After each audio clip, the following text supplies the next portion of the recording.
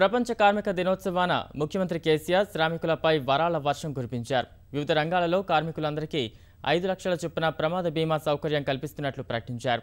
హైదరాబాద్ రవీంద్ర భారతిలో ప్రభుత్వ ఆధ్వర్యంలో మేడే వేడుకలు జరిగాయి. ఈ కార్యక్రమంలో కేంద్ర కార్మిక శాఖ మంత్రి బండారు దత్తాత్రేయ కూడా పాల్గొన్నారు. గౌరవనీయులైన ముఖ్యమంత్రి గారు జ్యోతి ప్రకాశనం గావించి ఈ కార్మిక దినోత్సవ ఉత్సవాల్ని శుభారంభం చేయవలసిందిగా కోరుతూ ఉన్నాం.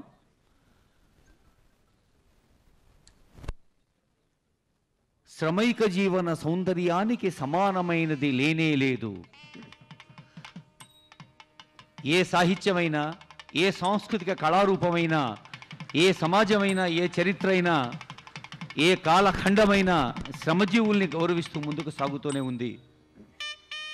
శ్రమైక జీవన సౌందర్యానికి సమానమైనది లేనే లేదని కమ్మరి కొలిమి కుమ్మరి సారే జాలరి పగ్గం సాలెల మగ్గం సమస్త వృత్తుల సహస్ర చిహ్నాలు అవే ఈ సమాజ అసంఘటిత రంగ కార్మికులు ఈ దేశంలో 39 కోట్ల మంది ఉన్నారు.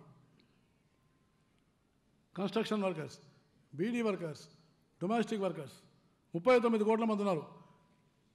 ఆర్గనైజ్డ్ వర్కర్స్ ఫ్యాక్టరీలో పనిచేసే వాళ్ళు కేవలం 8 కోట్లు ఉన్నారు. 8 కోట్ల మంది ఉన్నారు. కానీ నరేంద్ర మోడీ గారి ప్రభుత్వం మేము నడుము బిగించి ఈ 39 కోట్ల మంది ఉన్నటువంటి అసంఘటిత కార్మికుల కోసం మేము సామాజిక భద్రత కోసం ఒక స్మార్ట్ కార్డు తీసి వాళ్ళకు ఒక యూనియన్ కార్డు ఇవ్వబోతున్నామని నేను మీకు హృదయపూర్వకంగా నేను మనం చేస్తా ఉన్నాను. ఆ స్మార్ట్ కార్డు ద్వారా వాళ్ళకు వచ్చేటటువంటి ఏవైతే రాష్ట్రీయ స్వాస్థ్య బీమా యోజన కానీ, ఆమ్ ఆద్మీ బీమా యోజన కానీ, ఓల్డ్ ఏజ్ పెన్షన్ కానీ ఇలాంటి అన్నిటి కూడా ఆ కార్డులో సింక్రనైజ్ చేసి వాళ్ళకు ఎక్కడున్నా కూడా పోర్టబిలిటీ కింద వాళ్ళు తీసుకుపోయి ఉపయోగించే విధంగా ప్రయత్నం చేస్తున్నాము. తెలంగాణ రాష్ట్రంలో ఉండే వివిధ రకాల డ్రైవర్లు వాళ్ళు ఎవరైనా కానివ్వండి, ప్రైవేట్ డ్రైవర్స్, ఆటో డ్రైవరా లేదా ట్రక్ డ్రైవరా, క్యాబ్ డ్రైవరా, మరో రకమైన డ్రైవర్ వృత్తి ప్రైవేట్ రంగంలో పనిచేసుకునే వాళ్ళు ఎవరైతే ఉంటారో వాళ్లకు రెగ్యులర్గా గవర్నమెంటే ప్రీమియం చెల్లిస్తూ ప్రమాద బీమా సౌకర్యాన్ని కల్పిస్తూ ఉన్నాం. వాళ్ళకి తలా ఒక్కంటికి ఏదైనా జరిగితే 5 లక్షల రూపాయలు వచ్చే విధంగా దాదాపు 5,08,000 మంది డ్రైవర్లు ఉన్నారు. ఈ 5,08,000 మంది డ్రైవర్లకు కూడా ఈ సదుపాయం ఈ రోజు నుంచే వర్తిస్తుందని చెప్పి నేను మనవి చేస్తూ ఉన్నాం. రెండవది, హోంగార్డులు ఉన్నారు, పాపం పోలీస్ శాఖలో పనిచేస్తూ ఉంటారు. వాళ్ళకు సరి అయినటువంటి జీతాలు కూడా లేకుండా నిన్ననే వాళ్ళకు ఒక 3,000 రూపాయల జీతాన్ని పెంచినాం. అట్లానే వాళ్ళకు కూడా ఈ ప్రమాద బీమా వసతి ఏదైతే ఉందో 5 లక్షలు వచ్చే విధంగా 16,000 మంది హోంగార్డులకు కూడా ఈ రోజు నుంచి వర్తిస్తుందని చెప్పి నేను మనవి చేస్తూ ఉన్నాను. పత్రికలలో పనిచేసేటువంటి జర్నలిస్ట్ ఉంటారు, వాళ్ళకు కూడా ఇబ్బంది ఉంది. అరకొర పేమెంట్లతో వాళ్ళు బతుకులు ఇస్తూ ఉన్నారు. తెలంగాణ రాష్ట్రంలో ఉండే 12,000 మంది జర్నలిస్టులు అందరికీ కూడా ఈ ప్రమాద బీమా సౌకర్యాన్ని వర్తింపజేస్తాం ఈ రోజు నుంచి అని చెప్పి నేను మనవి చేస్తూ ఉన్నాను. అట్లనే ఈ హౌస్ బిల్డింగ్ వర్కర్స్, గృహ నిర్మాణ రంగంలో పనిచేసే కార్మికులకు ఇంతకుముందు ఇచ్చేటువంటి పెళ్లి చేసుకునే సందర్భంలో ఇచ్చే 5,000ను 10,000కు పెంచుతూ ఉన్నాం. మ్యాటర్నిటీ బెనిఫిట్ అంటే ప్రసూతి సందర్భంలో మహిళా కార్మికులకు ఇచ్చే బెనిఫిట్ను 10,000 నుంచి 20,000కు పెంచుతూ ఉన్నాం.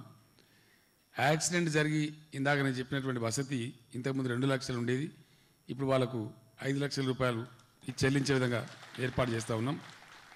అదేవిధంగా డిజేబిలిటీ రిలీఫ్ ఇంతకుముందు 2 లక్షలు ఉండేది, 1 లక్ష రూపాయలు పెంచి దాన్ని 3 లక్షల రూపాయలుగా ఈ రోజు నుంచి అమలు చేయబోతూ ఉన్నాం. న్యాచురల్ డెత్ జరిగితే మామూలుగా చనిపోతే 30,000 రూపాయల కుటుంబానికి ఒక రిలీఫ్ కింద ఇచ్చేవాళ్ళు. ఆ అమౌంట్ను డబుల్ చేసి 60,000 రూపాయలుగా ఇక్కడి నుంచి ఇవ్వబోతూ ఉన్నాం. అట్లనే హాస్పిటలైజేషన్ రిలీఫ్ అని చిన్న బీమారి, పెద్ద బీమారి కాకపోయినా చిన్న ఇబ్బందులు వస్తే ఆరోగ్యపరమైనటువంటి నెలకు ఒక 1,500 రూపాయలు వాళ్ళకి ఇచ్చేది ఇప్పుడు దాన్ని 3,000 రూపాయలకు పెంచుతూ ఉన్నాం. అట్లనే దురదృష్టవశాత్తు ఉన్న కార్మికులు చనిపోతే ఆ దహనం కోసం ఇచ్చేటువంటి డబ్బు 10,000 రూపాయలుగా ఉంది ఇప్పటి వరకు, దాన్ని 20,000కు 20,000 రూపాయలకు పెంచుతూ ఉన్నామని చెప్పి నేను మీ అందరికి మనవి చేస్తూ ఉన్నాను. ఇది కొంత రిలీఫ్ మాత్రమే, ఇది గొప్ప విషయం నేను అనుకోవడం లేదు. జరగవలసింది చాలా ఉంది. ఏం జరగాలనేది దత్తాత్రేయ గారు సూత్రప్రాయంగా చెప్పినారు. కేంద్ర ప్రభుత్వం కూడా ఆలోచిస్తూ ఉన్నారు. ఈ స్కిల్ బిల్డింగ్ అనేది, పని నేర్పడం అనేది చాలా ముఖ్యమైనటువంటి అత్యంత అవసరమైనటువంటి విషయం. దీన్నంతా కూడా మనం తయారు చేసుకునే అవసరం ఉంది, తయారు చేసుకోవాలి.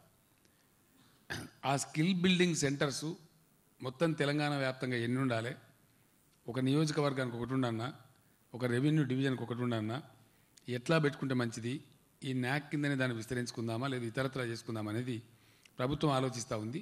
త్వరలోనే దాన్ని మీ ముందుకు తీసుకురాబోతా ఉన్నామని నేను మనవి చేస్తూ ఉన్నాను.